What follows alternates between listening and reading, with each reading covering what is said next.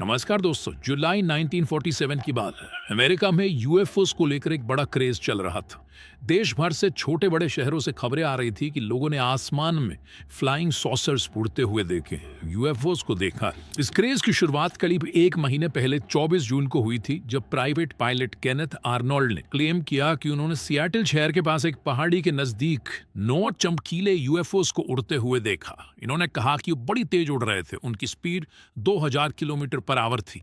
Reports that strange flying discs had been whizzing at 1,200 miles an hour over the western United States. इस बात से सिर्फ 2 हफ्ते के अंदर अंदर अमेरिका के कोने कोने से खबर आने लग चुकी थी कि लोगों ने आसमान में यूएफओस को उड़ते हुए देखा है। मीडिया में भी इसकी बहुत चर्चा हो रही थी। नक्शे में देखिए कि किन किन जगहों पर यूएफओ साइटिंग्स हुई अमेरिका में। मीडिया ने इसे एटॉमिक साइट से लिंक करना शुरू किया। कहा कि देखो, 3 एरियाज में सबसे ज्यादा साइटिंग्स देखने को मिल रही है यूएफओस की, और ये वो 3 जगहें हैं जहां पर न्यूक्लियर टेस्टिंग चलने लग रही है। इस सब हल्ले के बीच न्यू मैक्सिको स्टेट में एक आदमी था, मैक ब्रेजल नाम से। उसे याद आता है कि करीब 3 हफ्ते पहले उसने अपने खेत में कुछ अजीब सा मलबा पड़ा हुआ देखा था। एक टिन फॉयल, रबर और पतली सी वुडन बीम्स। उसे समझ में नहीं आया वो क्या है। उसे लगा कि कहीं इस सब का कोई उस यूएफओ वाले क्रेज से कोई रिलेशन हो, तो वो इस मलबे को उठाकर रॉसवेल शेरिफ के पास ले आया 7 जुलाई।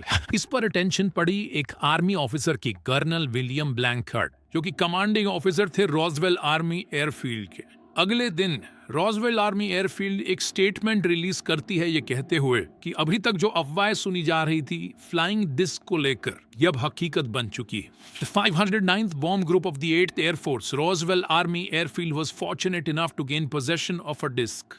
मतलब यूएस आर्मी क्लेम करती है कि उन्हें यूएफओस का सबूत मिल गया है, लेकिन अगले ही दिन यूएस आर्मी के ऑफिशियल्स अपनी बात से पलट जाते हैं। वो कहते हैं कि यहाँ पर ये जो मलबा हमारे पास लाया गया है, ये एक्चुअली में एक वेदर बैलून का है। प्रूफ के तौर पे मेजर मार्शल की फोटोज रिलीज करी जाती हैं, जहां पर वो इस वेदर बैलून के पीसेस के साथ दिखाई देते हैं। इसके बाद ये खबर ठंडी पड़ जाती है। मीडिया को लगता है यहाँ पर कोई यूएफओ नहीं है, बस ये तो एक वेदर बैलून ही था, और जनता भी अपना इंटरेस्ट लूज कर देती है। लेकिन कई साल बाद जाकर लेट 1970s में एक बार फिर से रूमर्स फैलने लगते हैं कि न्यू मैक्सिको डेजर्ट के ऊपर एक एलियन क्राफ्ट उड़ता हुआ दिखा है। अफवाहों में कहा जाता है कि यूएफओ पर एक बिजली कड़की, जिसके बाद ये यूएफओ जाकर क्रैश कर गया और यहाँ बैठे जो भी एलियंस थे वो सब मारे गए। साल 1980 में मेजर मार्शल जाकर एक किताब लिखते हैं द रॉसवेल इंसिडेंट नाम से, और कहते हैं कि जो मलबा इन्होंने देखा वो कुछ ऐसा नहीं था जो धरती पर बना हो, वो धरती का लग ही नहीं रहा था। और तब से लेके आज तक रॉसवेल इंसिडेंट की इंपॉर्टेंस बढ़ती चली जाती है।